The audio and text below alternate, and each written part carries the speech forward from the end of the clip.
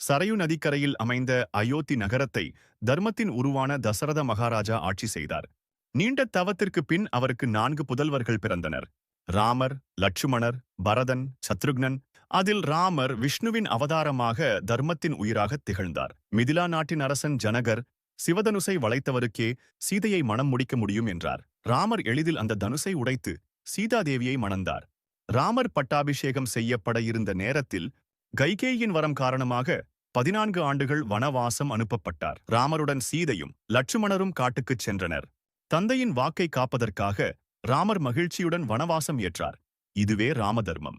பஞ்சவட்டியில் வாழ்ந்தபோது ராவணன் சீதையை அபகரித்து லங்கைக்கு கொண்டு சென்றான். சீதையை மீட்க ராமர் உறுதியெடுத்தார்.